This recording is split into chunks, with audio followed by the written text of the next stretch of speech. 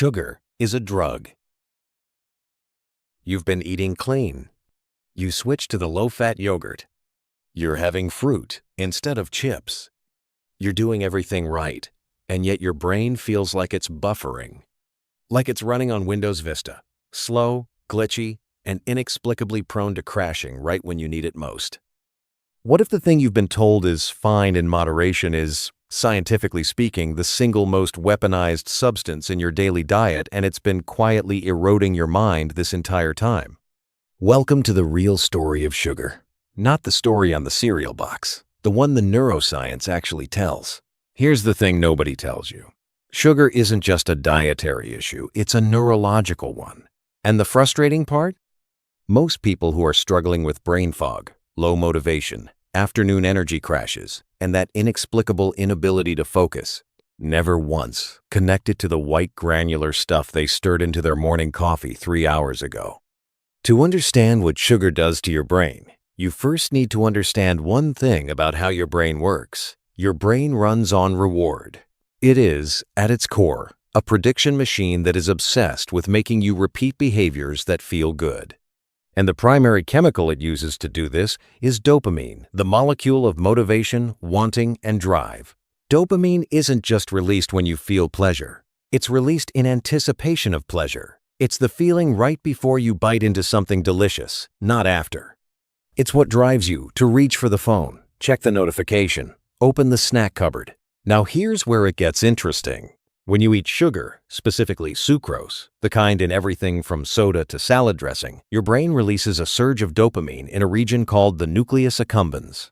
That's the brain's reward center. The same region that lights up on cocaine, the same one that activates with heroin. Research from Princeton found that rats binging on sugar showed the same structural brain changes as rats given addictive drugs, including reduced dopamine receptors and increased opioid receptors. Let's just say that again. The same structural brain changes as hard drugs. Now, your brain isn't stupid. It notices when something is overstimulating it. So to compensate for the dopamine flood that sugar creates, it does something incredibly logical, but deeply inconvenient. It starts down-regulating your dopamine receptors. It literally removes some of the docking stations where dopamine lands. Think of it like this. Imagine you're at a concert where the music is absurdly loud. Your ears protect themselves by temporarily reducing their sensitivity to sound. That's smart. But when the concert ends, you walk outside into normal volume life, and everything sounds muffled. Your ears aren't broken. They're just recalibrated for noise that no longer exists. That's what sugar does to your dopamine system. After years of regular sugar hits, your baseline dopamine sensitivity drops. Ordinary life, a calm morning, a focused work session, a quiet conversation stops feeling rewarding.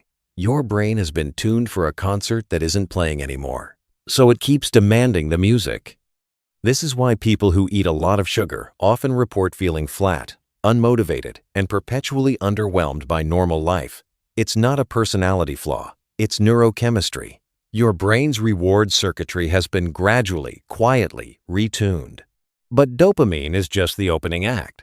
The second thing sugar does to your brain is arguably more insidious, and it happens every single time you eat it. Here's the setup. Your body runs on glucose. Your brain, specifically, is a glucose-hungry machine. It uses roughly 20% of your entire body's energy, despite being only 2% of your body weight, so glucose isn't your enemy.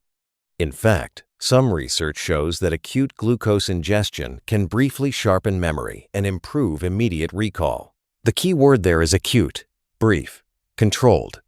Because here's what actually happens when most people eat sugar in the real world. They don't eat one precisely measured amount and sit still. They eat processed food, which is loaded with what scientists call free sugars or added sugars, and their blood glucose spikes rapidly, way higher than it should. The pancreas panics and floods the system with insulin to bring it back down, often overcompensates. Blood sugar crashes below baseline. And then, fatigue, irritability, brain fog, the 2 p.m. wall, the desperate coffee reach. That cycle spike, crash, crave, repeat isn't just exhausting. Over time, it starts doing structural damage to your brain. Studies show that high glucose consumption leads to changes in the hippocampus, the part of your brain responsible for memory formation. Basically, the exact region you need to learn new things, retain information, and consolidate long-term memories starts physically changing when you chronically spike your blood sugar. If you've ever wondered why you can reread the same paragraph 4 times and still retain nothing, there's a structural dietary explanation sitting on your kitchen counter. Now here's where it gets truly unsettling. And this is the part most people haven't heard. The part that sits underneath all the fatigue and brain fog like a slow fire nobody told you was burning. Chronic sugar consumption triggers neuroinflammation. Neuroinflammation means inflammation inside your brain. Your brain has immune cells called microglia. Think of them as the brain's internal maintenance crew, constantly cleaning up cellular debris and fighting threats. When your diet is high in fructose, which is half of every molecule of table sugar, those microglia get put on permanent high alert. They start treating normal brain tissue as a threat. They start releasing inflammatory compounds. And the downstream effects on cognition, mood, and neuroplasticity are significant. Research published in 2024 showed that excessive consumption of high-fat and sugary foods causes negative effects on neuron function and increases inflammation across neural networks. And inflammation doesn't just make your brain sluggish in the short term, it accelerates structural decline over time. Here's the particularly cruel twist. Fructose can actually be produced inside the brain itself under hyperglycemic conditions. So even when you're not eating fruit or sucrose directly, if your blood sugar is consistently elevated, your brain may be generating its own internal supply of the very compound that drives neuroinflammation. Your brain becomes, in a very literal sense, inflaming itself.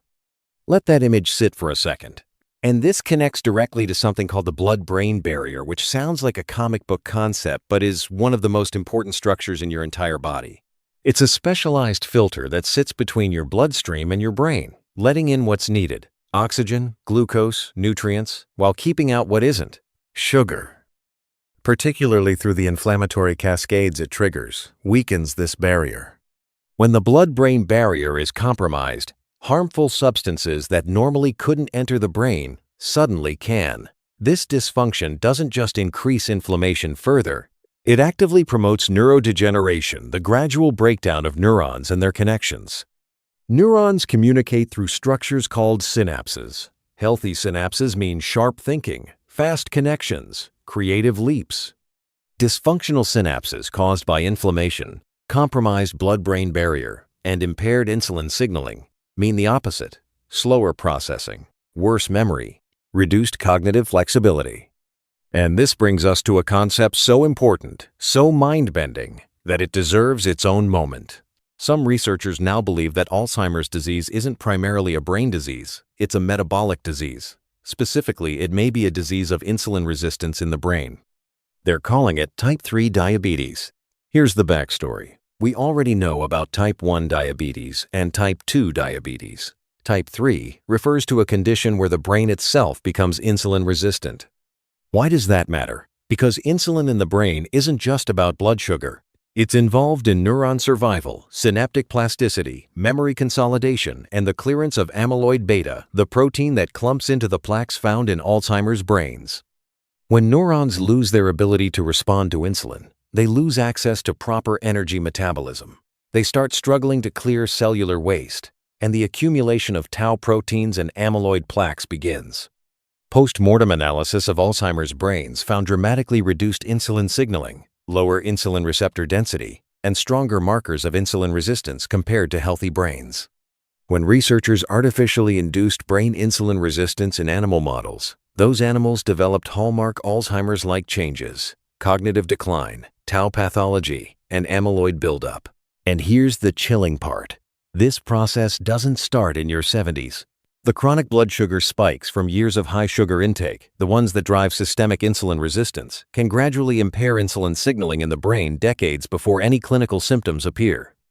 Rats fed a 10% sucrose solution for just 12 weeks showed significant spatial memory impairments and reduced hippocampal synaptic plasticity. 12 weeks. Remember what we said about the hippocampus? The memory formation center?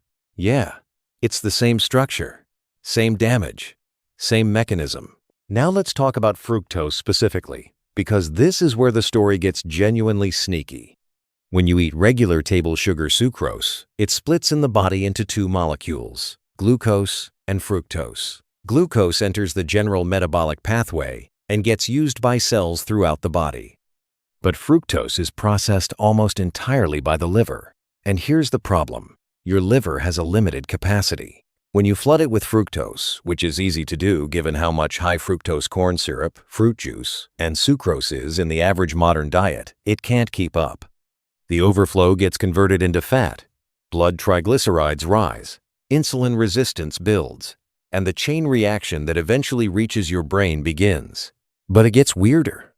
Research on fructose removal from the diet showed that after just a short-term fructose diet, neuroinflammation, oxidative stress, and impaired insulin signaling appeared in the hippocampus of study subjects. And this is the part that should make your eyes go wide. The memory deficits and brain protein changes caused by 12 weeks of fructose intake persisted for a full month after fructose was removed from the diet. The damage lingered for 30 days after stopping.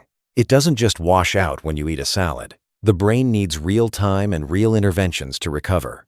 Here's something that seems counterintuitive but makes complete sense once you see it. Quitting sugar feels like withdrawal, because it is. When people significantly cut their added sugar intake, they reliably experience a predictable set of symptoms: headaches, irritability, intense cravings, mood swings, difficulty focusing, brain fog, and disrupted sleep. These symptoms peak in the first week and gradually diminish. Sound familiar? That's a withdrawal timeline. Not metaphorically, literally. The dopamine disruption from removing a substance that was flooding the reward system creates the same symptomatic pattern as coming off other addictive compounds. The cravings aren't weakness, they're neurobiology. Your brain's reward circuit was tuned to a regular sugar signal. When the signal goes quiet, it protests, loudly, with headaches and irrational anger, and a sudden, overwhelming need for a chocolate biscuit at 11 p.m. It's basically your brain throwing a toddler tantrum in a supermarket. Embarrassing, extremely loud, and completely predictable once you understand what's happening. The good news, and there genuinely is good news, is that this process is both temporary and reversible. By week 2 of reducing sugar intake, cravings begin to ease, and mental focus starts to improve. By week 3, sleep quality improves, mood stabilizes, and energy becomes noticeably more consistent. By week 4, most withdrawal symptoms have faded, energy is steadier, and the cognitive improvement becomes undeniable. Your dopamine receptors begin recovering, your insulin sensitivity starts improving, the inflammation markers in your body and brain start dropping. The brain has remarkable plasticity. It can be rewired, but it needs the noise to stop first. So what does reducing sugar actually look like in practical terms? Not as a rigid detox or a punishing elimination protocol, but as a sustainable recalibration. The most powerful starting point is not dramatic cutting, but source identification. The primary drivers of cognitive damage aren't the sugar you add to your coffee. They're the hidden sugars in foods marketed as healthy. Flavored yogurts, granola bars, low-fat salad dressings, fruit juices, commercial smoothies, and virtually every packaged food with more than 4 ingredients. These sources deliver rapid fructose loads directly into a liver that didn't ask for them. Reading labels becomes a superpower here. Added sugar goes by over 60 different names on ingredient lists: high fructose corn syrup, maltose, dextrose, evaporated cane juice, fruit concentrate, and dozens more. The food industry has essentially developed a sugar thesaurus to make it harder to spot.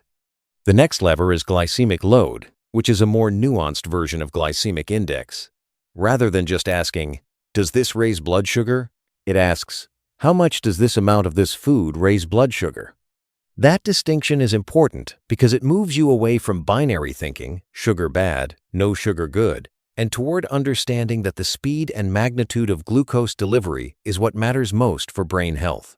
Slowing glucose delivery through fiber, fat, protein consumed alongside carbohydrates flattens the spike. A flat spike means less insulin surge. Less insulin surge means no crash.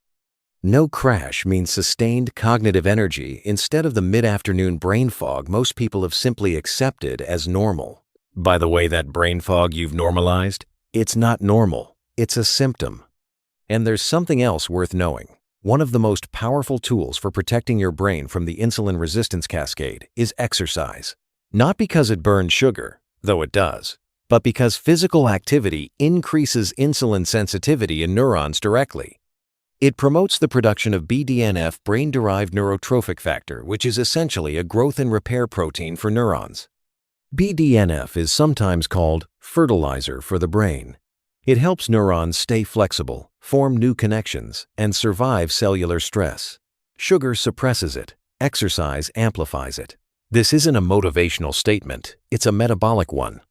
If you're going to reduce sugar's neurological footprint, moving your body regularly creates the exact opposite neurochemical environment in your brain. Sleep is the other major lever. Here's a callback to the blood sugar story. Poor sleep increases cortisol, which raises blood glucose, which triggers insulin resistance, which impairs the brain's ability to clear amyloid beta during the overnight cleaning cycle the brain normally runs.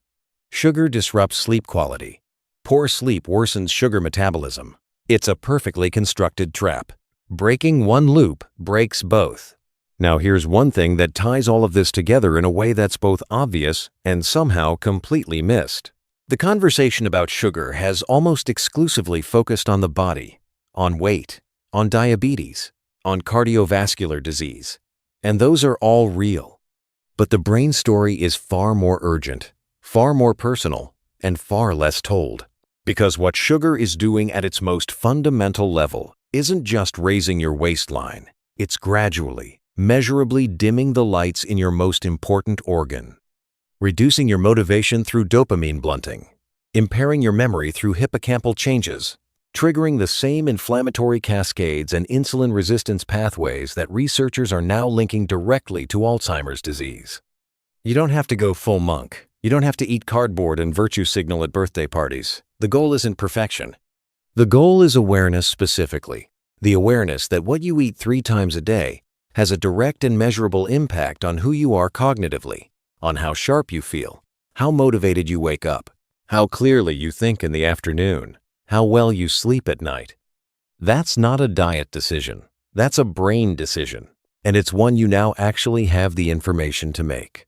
Every time you reach for something, there's a version of you slightly in the future either thanking you for that choice or quietly paying the neurological bill.